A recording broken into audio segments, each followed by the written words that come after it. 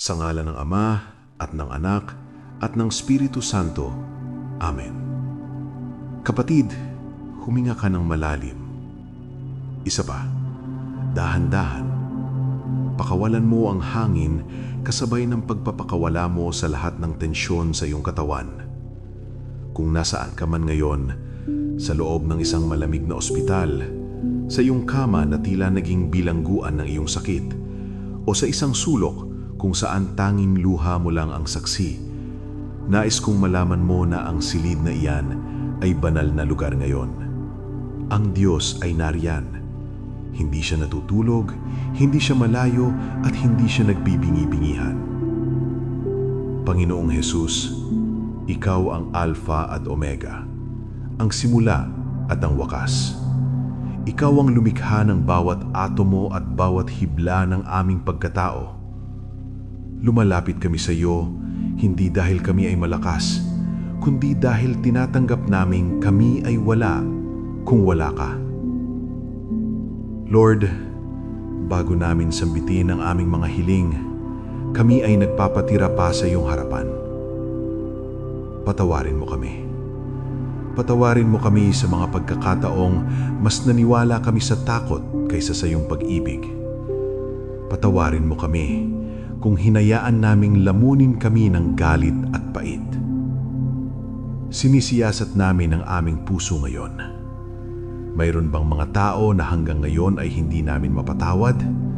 Mayroon bang mga sugat ng nakaraan na pilit naming ikinukubli, ngunit nagnanaknak na sa loob ng aming kaluluwa? Sa sandaling ito, Lord, sa tulong ng iyong Espiritu, pinipili naming magpatawad. Pinapatawad namin ang mga taong nang iiwan sa amin, ang mga taong nanakit sa aming damdamin, at ang mga taong naging sanhi ng aming matinding stress. Binibitawan na namin ang lason ng kapaitan. Hugasan mo kami ng iyong banal na dugo. Gawin mong kasing puti ng busilak na kapa ang aming mga espiritu. Linisin mo ang aming isipan sa mga negatibong boses. Alisin mo ang boses na nagsasabing, wala ka ng pag-asa, hindi ka nagagaling, o ito na ang katapusan mo. Sinusupil namin ang mga kasinungalingang iyan sa pangalan ni Jesus. Ikaw ang aming pag-asa. Ikaw ang aming katuwiran. Hayaan mong ang iyong banal na kapayapaan ay dumaloy mula sa aming ulo, bumaba sa aming lieg, sa aming mga balikat, hanggang sa maramdaman naming gumaan ang aming buong pagkatao. Lord, ihanda mo ang aming katawan bilang isang malinis na sidlan na handang tumanggap ng iyong milagro. Manatili ka sa amin, Panginoon. Ngayon, Panginoon, isinasagawa namin ang isang espiritual na operasyon. Gamit ang iyong mapagpagaling na kamay, hipuin mo ang bawat organ na may karamdaman. Mula sa utak, ayusin mo ang bawat neurotransmitter, bawat ugat at bawat tissue. Sa mga may tumor o cyst sa ulo, sa init ng iyong banal na apoy, tunawin mo ang mga ito. Iniuutos namin sa bawat pamamaga na humupa. Sa mga nakaranas ng stroke, Lord, buksan mo ang mga baradong daluyan ng dugo, buhayin mo ang mga tissue na namatay, ibalik mo ang kontrol sa bawat bahagi ng katawan. Dumako ka sa mga mata, Panginoon. Ikaw ang nagbigay ng paningin sa bulag. Alisin mo ang anumang katarata, glaucoma o labo ng paningin. Sa mga tenga, buksan mo ang pandinig. Sa lalamunan at thyroid, ibalik mo ang balance ng bawat hormone. Bumaba ka sa aming mga baga. Sa bawat hininga na aming kinukuha, hayaang ang iyong espiritu ang maglinis sa bawat alveoli. Alisin ang pneumonia, asthma at lahat ng bakas ng virus. Paluwagin mo ang aming paghinga, Lord. Hipuin mo ang aming puso. Ikaw ang sentro ng buhay. Ayusin mo ang bawat balbula, ang bawat tibok, at linisin ang mga artery mula sa anumang kolesterol o bara. Iniuutos namin sa presyon ng dugo na maging normal sa ngalan ni Jesus. Sa aming dugo, Lord, linisin mo ito mula sa anumang impeksyon, leukemia o lason. Hayaan mo ang dalisay na dugo ni Kristo ang dumaloy sa aming mga ugat. Sa aming sikmura at bituka, Lord, pagalingin mo ang bawat ulcer, GERD at hyperacidity. Ayusin mo ang aming digestion. Sa atay, bato at pancreas, kayo ang mga filter ng aming katawan. Linisin mo sila. Sa mga kapatid naming sumasailalim sa dialysis, Lord, nagmamamakaawa kami para sa isang himala. Buhayin mo ang kanilang mga kidney, pababain mo ang creatinine levels. Ipakita mo na ikaw ang Diyos na higit pa sa anumang makina. Itinataas din namin ang mga may sakit sa buto, kalamnan at balat. Sa mga may arthritis, rheuma at back pain, padaluyan mo ng iyong langis ang bawat kasuka-suka. Alisin mo ang bawat kirot at pamamaga. Sa mga may sakit sa balat gaya ng psoriasis o allergy, gawin mong makinis at malusog ang kanilang balat gaya ng isang sanggol. Higit sa lahat, Lord, laban sa cancer at lahat ng malalang bukol, inuutusan namin ang bawat abnormal na selula na mamatay. Hindi kayo kabilang sa katawang ito na templo ng Espiritu Santo. Mula sa ugat, kayo ay matuyo at mawala sa ngalan ni Jesus. Lord, palakasin mo ang kanilang immune system upang maging kuta laban sa anumang sakit. Kapatid, huwag kang dumepende sa nakikita ng iyong mga mata o nararamdaman ng iyong katawan. Maniwala ka sa sinasabi ng Diyos. Sa sandaling ito, ang iyong kagalingan ay hindi lamang isang pangako, ito ay isang katotohanan. Tinatanggap namin, Lord, ang iyong salita sa Isaiah 53:5. Dahil sa iyong mga sugat, kami ay pinagaling na. Ang bawat latay na tinanggap mo sa iyong likuran ay kabayaran para sa aming kalusugan. Salamat, Panginoon, dahil nararamdaman na namin ang init ng iyong presensya. Salamat dahil ang bigat sa aming dibdib ay napalitan na ng kaguniwahan.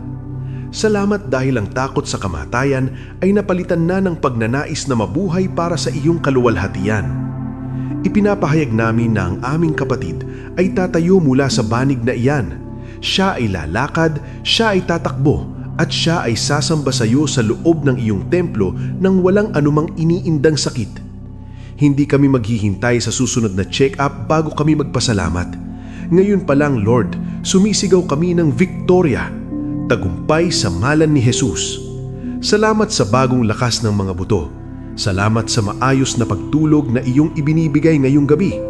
Salamat dahil ang bawat gamot na iniinom namin ay nagiging instrumento lamang, ngunit ikaw ang tunay na nagpapagaling.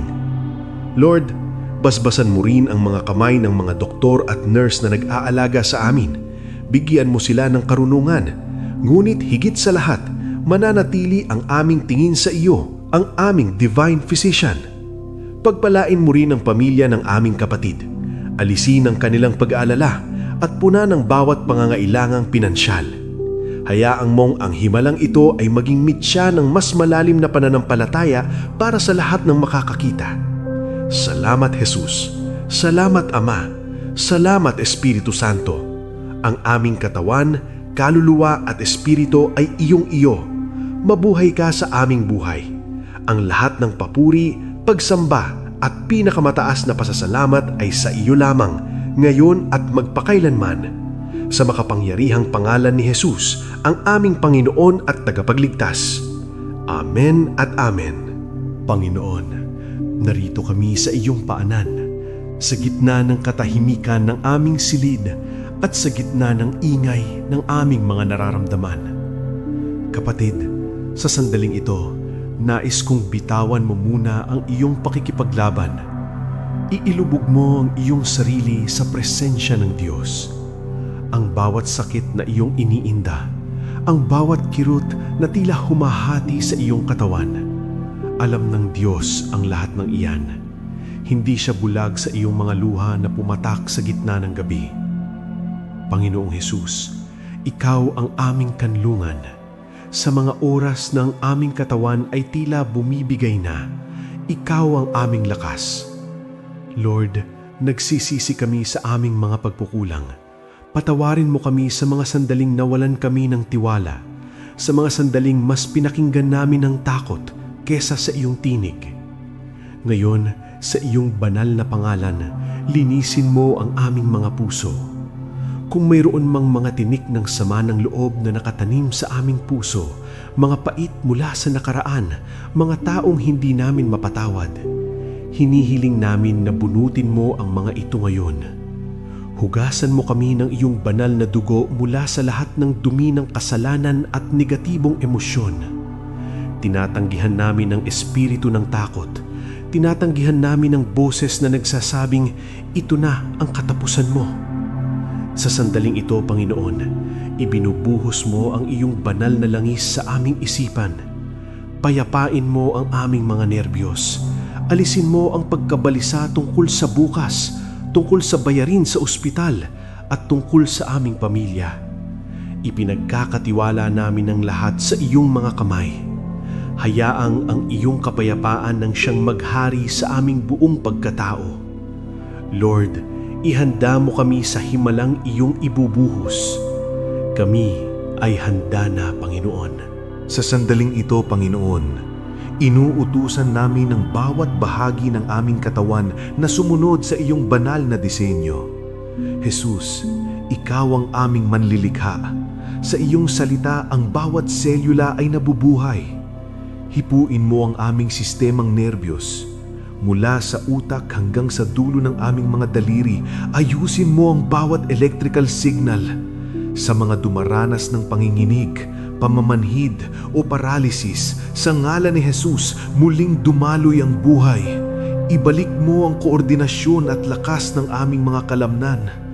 Hipuin mo ang aming mga buto at kasukasuan. Sa mga may arthritis, osteoporosis at talamak na sakit sa likod, hinihiling namin ang iyong banal na lubrication sa bawat joint. Patibayin mo ang aming mga tuhod, alisin mo ang bawat pamamaga at hapdi. Sa aming gulugod, Lord, ayusin mo ang bawat vertebral na wala sa posisyon. Dumako ka sa aming daluyan ng dugo. Linisin mo ang aming dugo mula sa anumang toxins, virus at bakterya. Iniuutos namin sa bawat puting selula ng dugo na lumakas at labanan ng anumang banta sa aming kalusugan.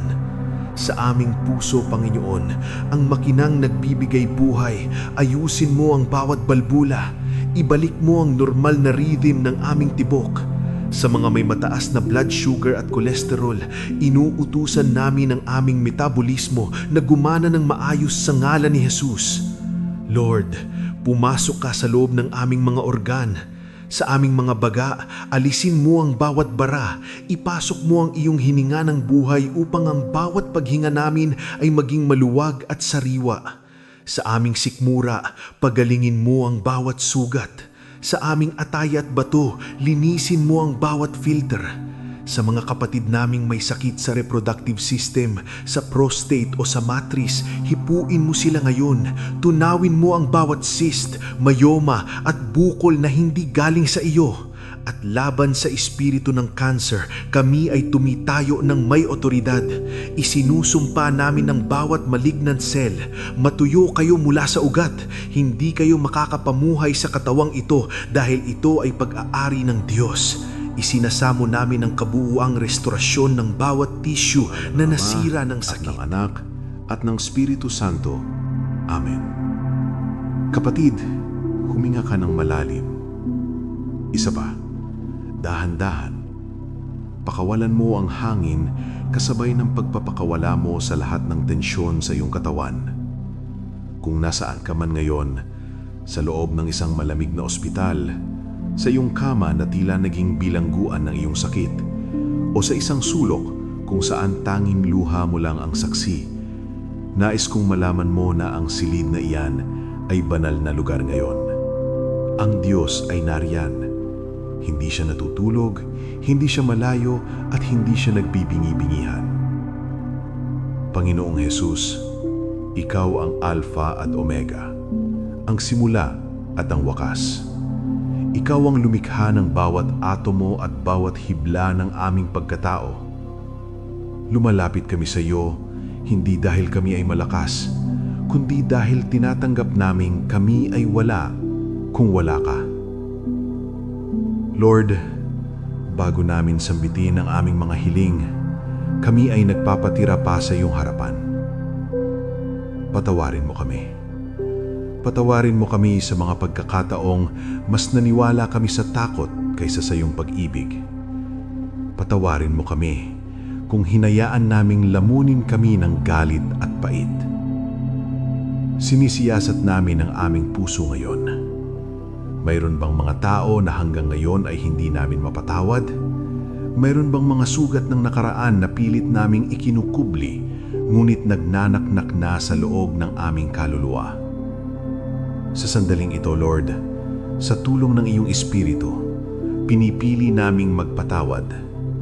Pinapatawad namin ang mga taong nang iiwan sa amin, ang mga taong nanakit sa aming damdamin, at ang mga taong naging sanhi ng aming matinding stress. Binibitawan na namin ang lason ng kapaitan. Hugasan mo kami ng iyong banal na dugo. Gawin mong kasing puti ng busilak na kapa ang aming mga espiritu. Linisin mo ang aming isipan sa mga negatibong boses. Alisin mo ang boses na nagsasabing, wala ka ng pag-asa, hindi ka nagagaling, o ito na ang katapusan mo. Sinusupil namin ang mga kasinungalingang iyan sa pangalan ni Jesus. Ikaw ang aming pag-asa. Ikaw ang aming katuwiran. Hayaan mong ang iyong banal na kapayapaan ay dumaloy mula sa aming ulo, bumaba sa aming lieg, sa aming mga balikat, hanggang sa maramdaman naming gumaan ang aming buong pagkatao. Lord, ihanda mo ang aming katawan bilang isang malinis na sidlan na handang tumanggap ng iyong milagro.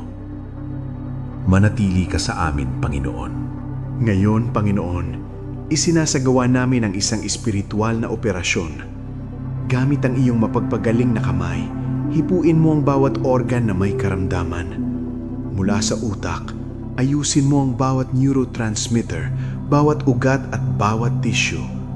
Sa mga may tumor o cyst sa ulo, sa init ng iyong banal na apoy, tunawin mo ang mga ito. Iniuutos namin sa bawat pamamaga na humupa. Sa mga nakaranas ng stroke, Lord, buksan mo ang mga baradong daluyan ng dugo, buhayin mo ang mga tissue na namatay, ibalik mo ang kontrol sa bawat bahagi ng katawan. Dumako ka sa mga mata, Panginoon. Ikaw ang nagbigay ng paningin sa bulag, alisin mo ang anumang katarata, glaucoma o labo ng paningin. Sa mga tenga, buksan mo ang pandinig. Sa lalamunan at thyroid, ibalik mo ang balance ng bawat hormone. Bumaba ka sa aming mga baga. Sa bawat hininga na aming kinukuha, hayaang ang iyong espiritu ang maglinis sa bawat alveoli. Alisin ang pneumonia, asthma at lahat ng bakas ng virus. Paluwagin mo ang aming paghinga, Lord. Hipuin mo ang aming puso. Ikaw ang sentro ng buhay. Ayusin mo ang bawat balbula, ang bawat tibok, at linisin ang mga artery mula sa anumang kolesterol o bara. Iniuutos namin sa presyon ng dugo na maging normal sa ngalan ni Jesus. Sa aming dugo, Lord, linisin mo ito mula sa anumang impeksyon, leukemia o lason. Hayaan mo ang dalisay na dugo ni Kristo ang dumaloy sa aming mga ugat.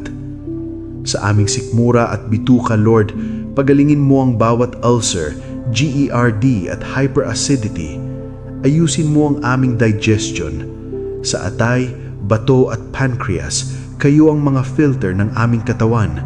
Linisin mo sila. Sa mga kapatid naming sumasailalim sa dialysis, Lord, nagmamamakaawa kami para sa isang himala.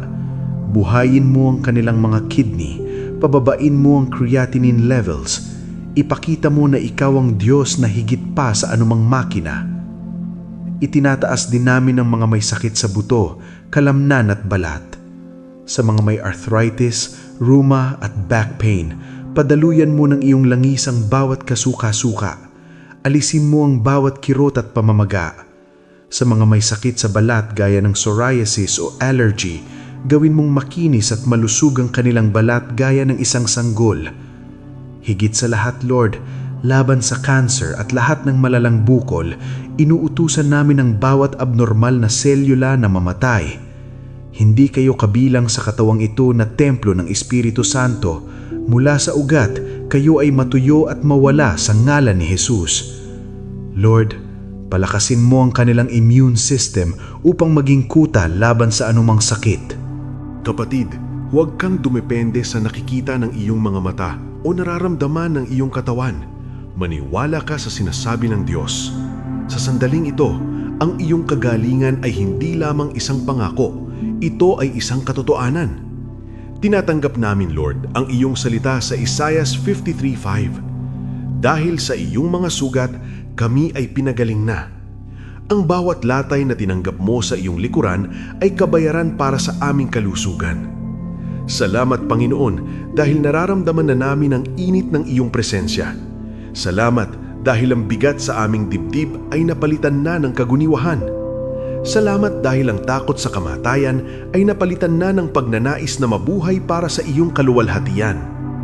Ipinapahayag namin na ang aming kapatid ay tatayo mula sa banig na iyan.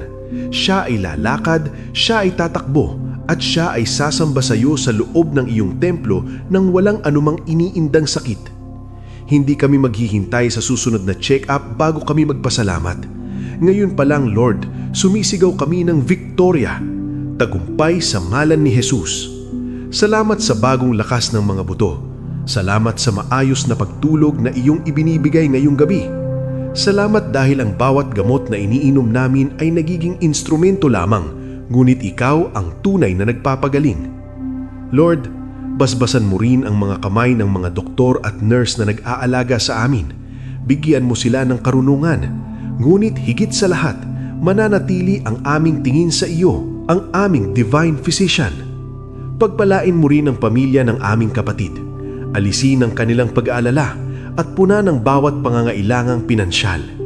Hayaang mong ang himalang ito ay maging mitya ng mas malalim na pananampalataya para sa lahat ng makakakita. Salamat, Jesus. Salamat, Ama. Salamat, Espiritu Santo. Ang aming katawan, kaluluwa at espiritu ay iyong-iyo. Mabuhay ka sa aming buhay. Ang lahat ng papuri, pagsamba at pinakamataas na pasasalamat ay sa iyo lamang, ngayon at magpakailanman. Sa makapangyarihang pangalan ni Jesus, ang aming Panginoon at tagapagligtas. Amen at Amen.